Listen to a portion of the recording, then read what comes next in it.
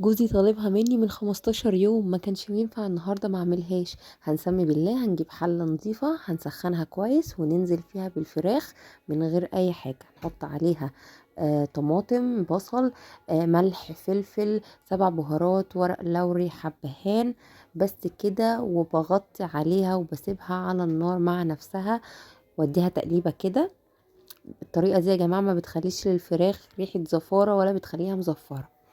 بفتح عليها تاني بديها تقليبة، اتأكدت ان هي خدت لون، لونت من جميع الجوانب. انزل عليها بمية مغلية.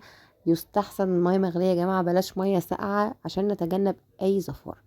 هجيب حلة تانية احط فيها حتة زبدة وشوية زيت عشان ما تتحرقش، وهنزل بقى بحزمة سلق وبحزمة كزبرة. وكده بان انا بعمل ايه النهاردة. النهاردة هنعمل قلقاس. الطريقة دي بجد جربوها على ضمانتي. كنت بقى هنا ركنته على جنب عشان اجيب حلة برضو نظيفة اعمل فيها الرز. انا بحب مع القلقاس يا جماعة رز حبة، حبة وحبة يعني. احمر شوية رز وننزل بالرز الابيض. عايزة اقول لكم بقى، عايزاكم كده تشجعوني ان انا اطلع طقم حلل جديد من الجهاز بتاعي واستخدمه. انا متجوزة بقالي 6 سنين، استخدمت طقمين بس حلل. واحد جرانيت وواحد استانلس. لسه عندي ألمونيا وعندي جرانيت وعندي سيراميك. انا بصراحة يعني مش بحب استهلك حاجتي كلها مرة واحدة. هرجع معاكم للسلق. انا زي ما شفتوا كده اللقطة اللي فاتت كنت شوحته كده، كان خلاص. فاضل بس ان انا هفرمه في الكبة، وكنت بطلع الفراخ كانت تمام معايا. صفيت الشوربة، شايفين شكل الشوربة والله العظيم كانت خطيرة. يا جماعة الاكل ده من غير مرق الدجاج.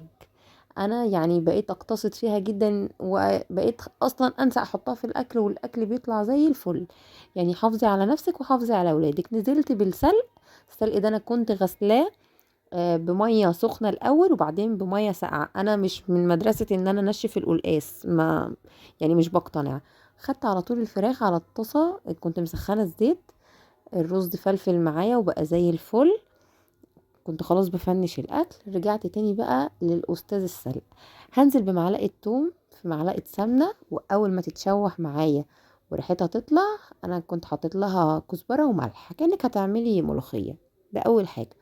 تنزلي بقى بعد ما تحمريها بالسلق، تكوني طحنتيه في الكبه، في الخلاط، بالهاند بلندر زي ما انت عايزه. واول ما ريحتهم الاتنين تطلع مع بعض، تنزلي عليهم بمعلقه يعني بكبشه شوربه كده، وتروحي نازله بالطشه التحفه دي على القلقاس. ولو جربتي الطريقه دي صدقيني هتدعيلي. ده كان اكلنا النهارده، ويا رب الفيديو يكون عجبكم، واشوفكم في فيديو جديد. مع السلامه.